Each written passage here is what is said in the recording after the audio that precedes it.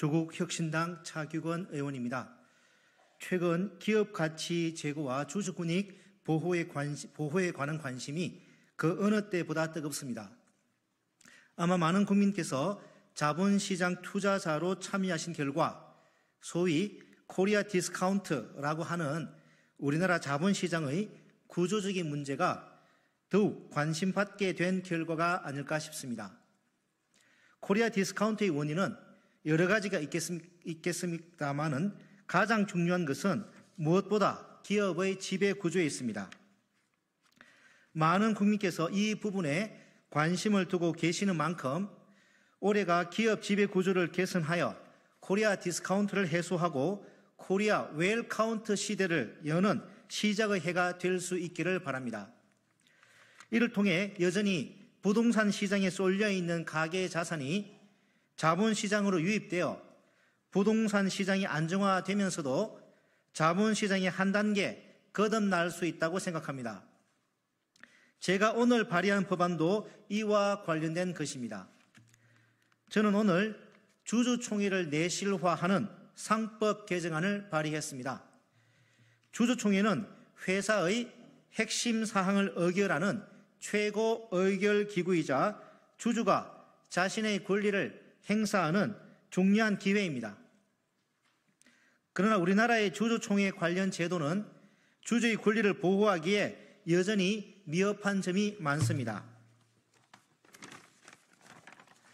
그러한 제도적 미비점 중에서도 저는 먼저 사업보고서 및 감사보고서와 같이 주주의 의결권 행사에 큰 영향을 미치는 정보가 주주총회를 코앞에 두고 통지 또는 공고되는 문제를 해결하고자 합니다.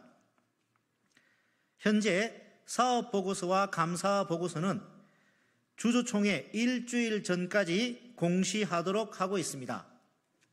그러다 보니 최근 자본시장연구원 황현영 연구원의 연구 결과에 의하면 코스피 시장의 86.4%, 코스닥 시장의 89.1%에 해당하는 기업이 법에서 정한 기한 시일에 딱 맞춰서 감사 보고서를 공시하고 있었습니다.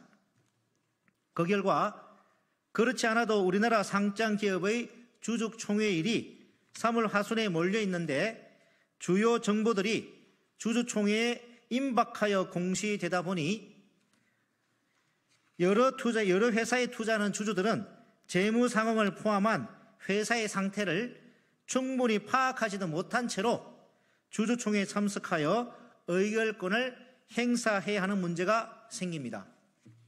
이를 개선하고자 저는 주주총회 소집 통지일에 사업보고서와 감사보고서 등 주요 정보를 함께 공시하도록 하여 주주들이 회사의 상태를 정확히 판단하고 그에 따라 의결권 행사 등의 합리적인 의사 판단을 할 수 있도록 했습니다. 또한 주주총회 이후 결과를 공시할 때 상장기업 대다수는 여전히 안건별로 가결 여부만을 표시하고 있을 뿐 찬반 비율 등을 공시하고 있지 않습니다. 이렇게 되면 해당 안건에 대한 주주의 의견을 확인할 수 없는 문제가 발생합니다. 예를 들어 2명의 이사를 선임한다고 했을 때 2명이 똑같이 가결되더라도 한 명은 90%의 지지를, 다른 한 명은 60%의 지지를 얻었을 수 있습니다. 이때 주주들은 60%의 지지를 얻은 후보가 일정한 결격 사유 혹은 문제를 지니고 있다고 판단할 수 있고 이는 이후 안건 표결에 영향을 미칠 수 있습니다. 하지만 현재 우리는 이를 알 수 없습니다. 따라서 저는 주주총회가 끝난 후 일주일 이내에 안건에 관한 찬반 비율 등 구체적인 내용을 포함한 결과를 공시하도록 하겠습니다. 이를 통해 주주의 알 권리가 보장되고 주주의 의결권 행사에 도움이 될 것이라고 봅니다. 제가 오늘 발의한 법안이 원안대로 통과된다면 주주들의 주총 참석을 높이고 적극적이고 합리적인 의결권 행사가 늘어날 것으로 생각합니다. 국민 여러분과 기자 여러분들의 많은 관심을 부탁드립니다. 저와 조국혁신당은 앞으로도 기업 가치를 높이고 주주의 권익을 보호할 수 있는 제도적 해법, 특히 후진적 기업 지배 구조의 문제를 해소하는 데 최선의 노력을 다하여 코리아 디스카운트가 코리아 웰카운트가 될 수 있도록 하겠습니다. 감사합니다.